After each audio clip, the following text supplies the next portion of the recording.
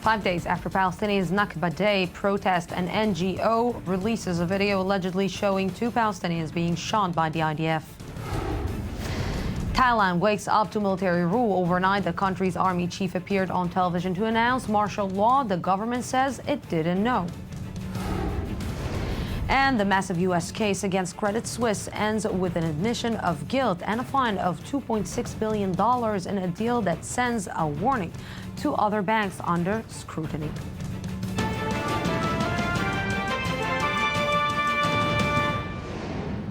Welcome back to the news today. This is the Daily Debate. Yesterday, U.S. Attorney General Eric Holder announced hacking charges against 5 Chinese nationals for infiltrating U.S. commercial targets by cyber means. The allegations that were condemned by the Chinese government called falsified, and China has since summoned the U.S. ambassador. The landmark legal charges brings up the question of the scale of cyber war and whether there is any actual way to fight it. Joining me tonight is Yuval Mond, expert on radical movement online, and Dan Or-Hof, attorney and expert in privacy and technology. Good evening, gentlemen. Thank you very much for coming. So, we know about the, let's say, so-called Cold War, warm war between China and the United States. It's a good reason for the United States to be angry. Well, it's always a question of timing. I mean, no one should be that naive to think that yesterday or a week ago the U.S. administration finally find out that there is a state-sponsored cyber espionage against American companies, not to say the least against American interests, American, I would say, government officials in the U.S. and abroad. But it's always, it's very delicate, and they always need to pick the good time when to raise this flag. If you ask me, I think I would suggest 2 theories about the timing, the issue of timing, why the Americans are suddenly all that upset and want to issue this alert, as Eric Holder said, a wake-up call for all intelligence bureaus around the world.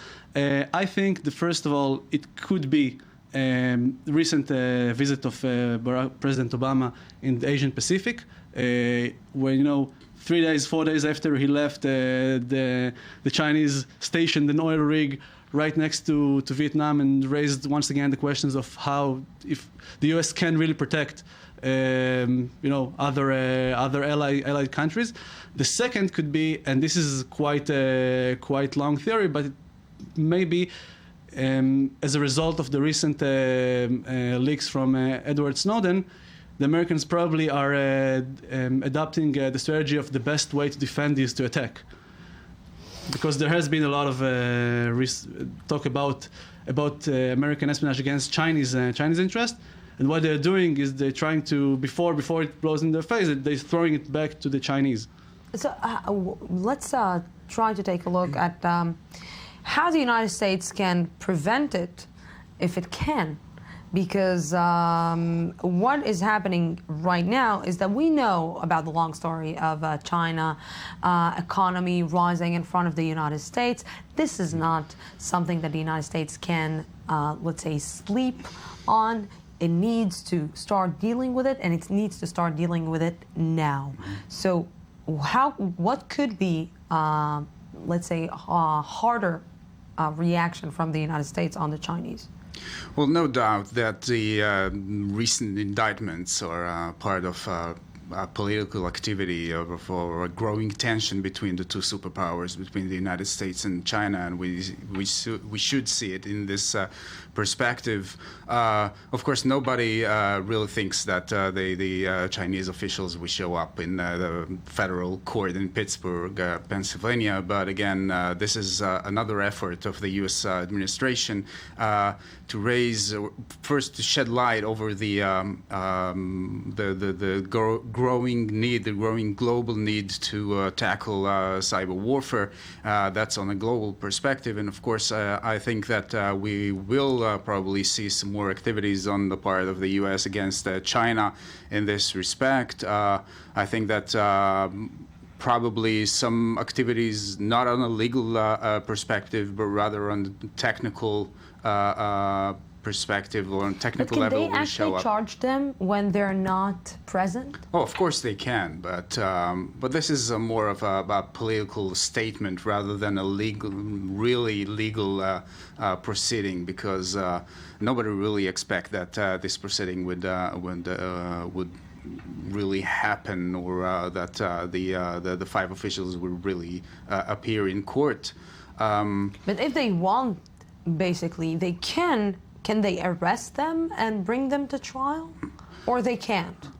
Well, under international laws, countries have extraditment agreements and treaties, and of course, countries can indict citizens and residents of other countries.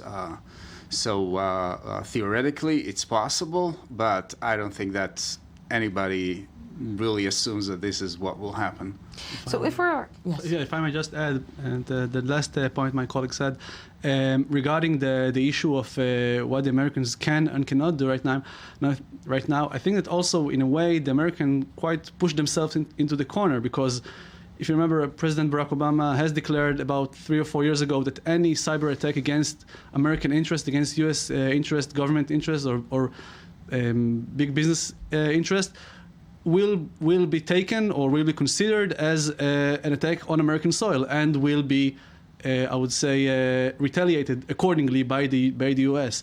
So if they may have staged, once again another red line by the U.S. administration, but we see how bad they are with maintaining their red lines. You just mentioned at the beginning of this conversation, just basically this came when the United States and China started to get a little bit closer one to another. We just saw a visit to China from the United States, and it seems that something is happening, and then came this. Yeah.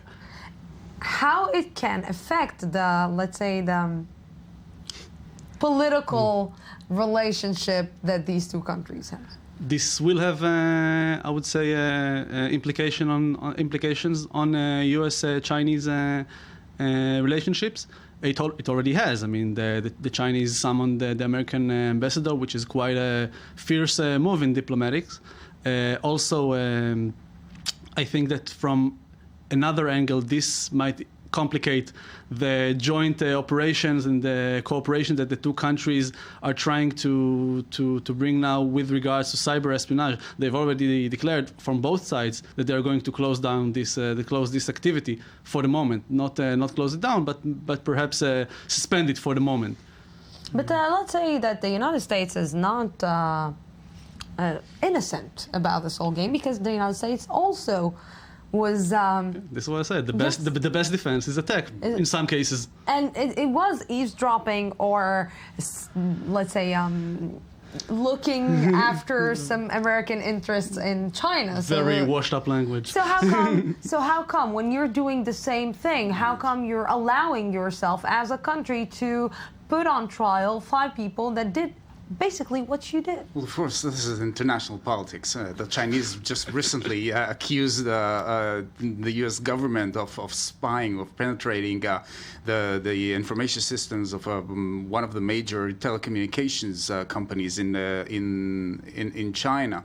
So if these allegations are true, then probably both countries are preoccupied not with the more traditional intelligence activities between countries, but on commercial espionage as well. So of course, it's quite obvious that both countries are probably doing some activities in this area, and it's not just that the Chinese are up to these kinds of activities, but obviously this is the indictment itself has no doubt a political target, a specific political to gain some points in this ongoing conflict between the two powers. So you know that the war today passed from the field to the internet, and there is a big war happening in the internet and on the internet with cyber attacks, and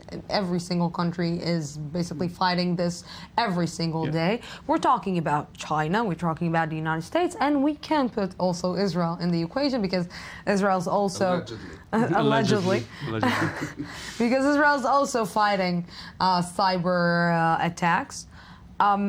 How do you deal with these attacks? Because when you are fighting on the field, you have some harsh evidence and hard evidence on the grounds that you can maybe come and point a finger at the country and say, you did this and this and this on the ground. But on the internet, it's a little bit more vague.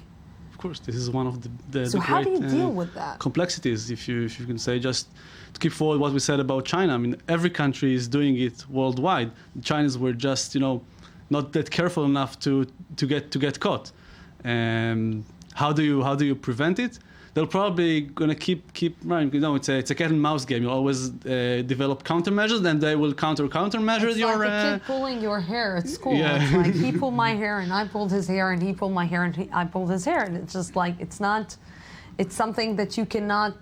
Let's say, prove in one way. There is very little chance for maximum security online. I mean, there is no maximum security. They always say that if you want your computer to be secured 100%, lock it down, burn it, and burn the ashes in the field right next to your house.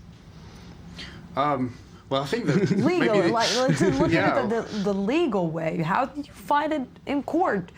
Like I said, every single country is passing this in the last 10 years. Every single country is dealing with this. So how do you deal with it in the international law? Well, legally, it's a very big and complex issues because to fight cyber attacks or cyber warfare at large, you need to balance between your efforts to tackle the attackers, and on the one hand, and to protect civil rights on the other hand, the free speech, commercial aspects, privacy of people, etc.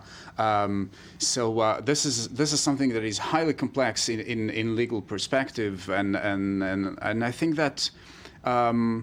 Well, the first step would be, and we see it in the United States and in other countries, is to grow some awareness to the issue, to see it as a global problem, to see it as a global and imminent threat to societies, to economies.